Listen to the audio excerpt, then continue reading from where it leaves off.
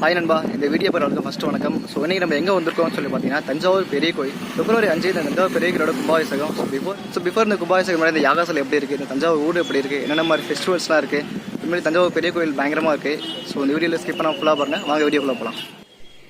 Friends, தஞ்சாவூரில் என்ட்ரனே பார்த்தீங்கன்னா ரோடெல்லாம் ரொம்ப புதுசாக போடுறாங்க. அது மட்டும் இல்லாமல் இந்த செவரில் இருக்க அந்த வால்பேப்பர் நோட்டீஸ் இதெல்லாம் ரிமூவ் பண்ணிவிட்டு இந்த வரைபட கலைஞர் அவங்கள வச்சு ஸோ இந்த செவரு ஃபுல்லாகவே பார்த்தீங்கன்னா புது புது பெயிண்டிங்ஸாக ரொம்ப நேச்சராக ரொம்ப சூப்பராக வரைஞ்சாங்க.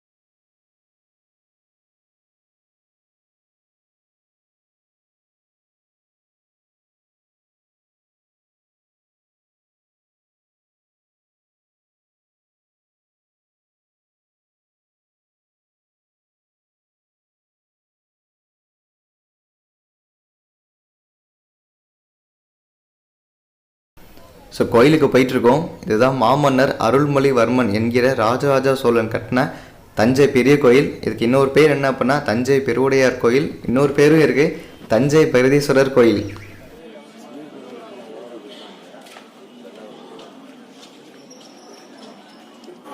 ஸோ ஃப்ரெண்ட்ஸ், இப்போ எங்கே நின்றுட்டுருக்கோம் பார்த்தீங்கன்னா கோயிலோட ஃபஸ்ட் அட்ரஸ் நின்றுட்டுருக்கோம்.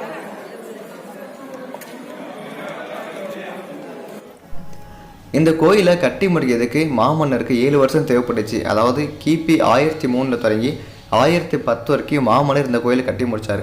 ஸோ இந்த வருஷத்தோட பார்த்தீங்கன்னா இந்த கோயில் கட்டி 1010 வருஷமாகுது. இன்னும் பிரம்மாண்டமாக கம்பீரமாக இந்த கோயில் நின்றுட்டு இருக்கு. ஸோ தமிழரோட பெரிய ஒரு பொக்கிஷம்னு சொல்லலாம், இந்த கோயிலை பற்றி சொல்லலாம்.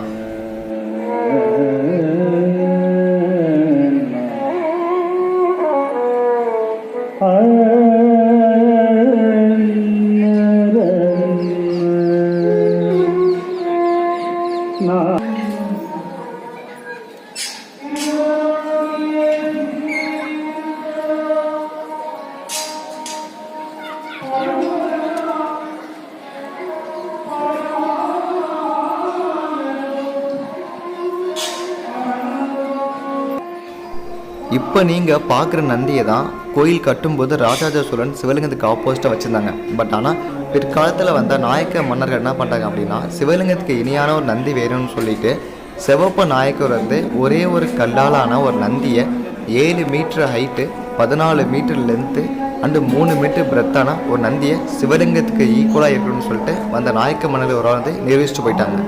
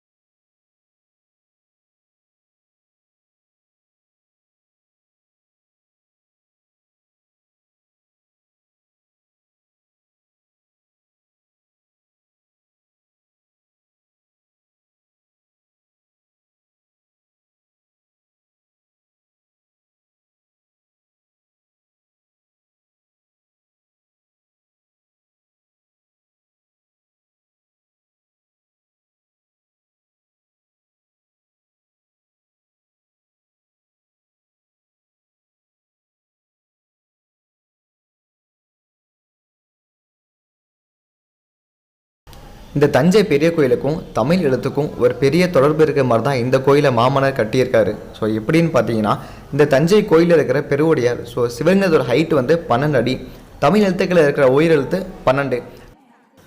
அடுத்ததாக அந்த சிவலிங்கம் இருக்கிற பீடத்தோட ஹைட் வந்து 18 அடி, ஸோ மெய்யெழுத்துக்கள் 18. அதே மாதிரி இந்த கோயிலோட கோபுரத்தோட மொத்த ஹைட்டு பார்த்திங்கன்னா 216 அடி, உயிர்மை எழுத்துக்கள் மொத்தம் 216. அண்ட் நெக்ஸ்ட்டாக இந்த சிவலிங்கத்துலேருந்து நந்தி வரைக்கும் டிஸ்டன்ஸ் பார்த்திங்கன்னா மொத்தம் 247, அதாவது 247 அடி, தமிழ் எழுத்துக்களில் மொத்த எழுத்துக்கள் 247. இந்த மாதிரி தான் இந்த கோயிலை மாமன்னர் ராஜராஜ சோழன் ரொம்ப அருமையாக தமிழ் எழுத்துக்கும் தஞ்சை கோயிலுக்கும் தொடர்பு இருக்கணும்னு சொல்லி கட்டியிருக்காங்க. இந்த கோயில் கோபுரத்தில் இருக்க இந்த விமானம் வந்து ஒரே ஒரு கல்லால் செய்யப்பட்டது தான். ஸோ இந்த கல்லோட வெயிட் வந்து பார்த்தோன்னா மொத்தம் 80 டன். இந்த கல்லோட பேர் வந்து அழகின்னு வச்சுருக்காங்க. ஸோ எதுக்கு இந்த அழகின்னு பேர் இருந்துச்சு அப்படின்னா, இந்த கோயில் கட்டும்போது ஒரு மூதாட்டி ஒருத்தவங்க இருக்காங்க. அவங்க என்ன பண்ணாங்க அப்படின்னா, இந்த கோயில் கட்டுறவங்க எல்லாருக்குமே தயிர் மோர்னு சொல்லி கோயில் கட்டி முடிக்கிற வரைக்கும் அவங்க ஸ்பான்சர்ஸ் பண்ணாங்க. ஸோ அதனால் இதை பார்த்த மாமன்னர் அந்த கோயில் கோபுரத்தில் இருக்கிற அந்த விமானத்தோட பேருக்கு அழகி அப்படின்னு அவங்களோட பேர் தான் வச்சுருக்காங்க. இந்த கோயிலோட இன்னொரு அற்புதமான விஷயம் என்ன அப்படின்னா, இந்த தஞ்சை பெரிய கோயிலோட விமானத்தோட நிழல் பார்த்திங்கன்னா தஞ்சை பெருவுடையார் சிவன் மேலே தான் விழும், இந்த நிழல் கீழே விழாது. இந்த மாதிரி தான் இந்த கோயிலை மாமன்னர் ரொம்ப அழகாக கட்டியிருக்காங்க. ஸோ எப்படின்னு பார்த்தீங்கன்னா, இந்த கோயிலோட பேஸ் வந்து ஒரு ஸ்கொயர் ஷேப்பில் இருக்கும். இந்த ஸ்கொயர் ஷேப்புக்கு மேலே தான் இந்த விமானம் இருக்குது. ஸோ அப்போ சன் ஈஸ்டில் உதிச்சாலும் சரி இல்லை வெஸ்ட்டில் மறையும் போதும் சரி ஓகே, இந்த கோயிலோட நிழல் பார்த்தீங்க அப்படின்னா அந்த தஞ்சை பெருவுடையார் அவங்க மேலே தான் விழுமே தவிர்த்து இந்த நிழல் வந்து தரையில் விழவே விழாது. இது இந்த கோயிலோட ஒரு மிகப்பெரிய அற்புதமான விஷயம்.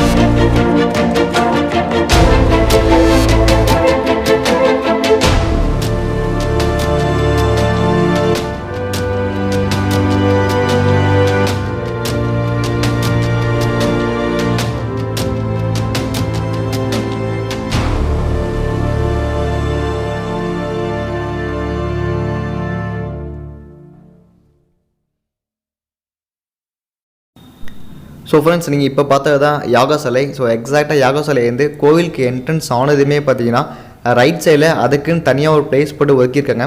ஸோ இந்த யாகா சிலை போயிட்டு வரதுக்கு ஃபுல்லாக இப்போனா கீழே வந்து கல்லெல்லாம் குத்தாமல் இருக்கிறதுக்காக ஃபுல்லாக ஆற்று மணலாம் ஸ்பெட் பண்ணி ரொம்ப நல்லா பண்ணியிருக்காங்க. ஸோ பார்க்கறது அட்ராக்டிவாக இருக்குது. ஆனால் முக்கியமான விஷயம் வந்து என்னென்னா, லாஸ்ட் இயர் மாதிரி ஒரு சின்ன ஃபயர் ஆக்சிடென்ட் ஆச்சு லாஸ்ட்டு கும்பாபிஷேகத்தப்போ. ஸோ அது மாதிரி இப்போ ஆகக்கூடாமல் இருக்கிறதுக்காக மேலே ஃபுல்லாகவே ஸ்டீலில் போட்டு ஃபுல்லாக கவர் பண்ணியிருக்காங்க. ஸோ ஸோ இப்போ நீங்கள் பார்க்குறது வந்து இந்த கோயிலுக்கு என்ட்ரன்ஸ் எல்லாமே ரைட் சைடில் ஒரு டெமோன்னு பண்ணியிருக்காங்க. ஸோ அதாவது இந்த கோயில் மாதிரியே வந்து பிளாஸ்டிக்ஸில் ரொம்ப சூப்பராக அழகாக பண்ணியிருக்காங்க. ஸோ இதுவும் பார்க்கறது அருமையாக இருக்குது. ஸோ பிஃபோர் கும்பாபிஷேகமோ இல்லை ஆஃப்டர் கும்பாபிஷேகமோ கண்டிப்பாக நீங்கள் அட்லீஸ்ட் வந்து இந்த கோயிலை விசிட் பண்ணுங்கள். ரொம்ப ஒரு பீஸ்ஃபுல்லான ரொம்ப அட்ராக்டிவாக இருக்குது. ஸோ என்ஜாய்மெண்ட்டாகவும் இருக்கும் உங்களுக்கு. ஸோ அவ்வளோதான் ஃப்ரெண்ட்ஸ். ஸோ இதோட இந்த வீடியோ நான் முடிச்சிக்கிறேன். ஸோ கண்டிப்பாக வீடியோ உங்களுக்கு பிடிச்சிருக்கும்னு நினைக்கிறேன். ஸோ பிடிச்சவங்க ஃப்ரெண்ட்ஸுக்கு ஷேர் பண்ணுங்கள். நம்ம சேனலில் மறக்காமல் சப்ஸ்கிரைப் பண்ணுங்கள். ஹியர் ஆஃப்டர் என்ன வீடியோ பண்ணலான்னு கீழே நீங்கள் கமெண்ட் பண்ணுங்கள். தேங்க்யூ. Thanks bye Karthik.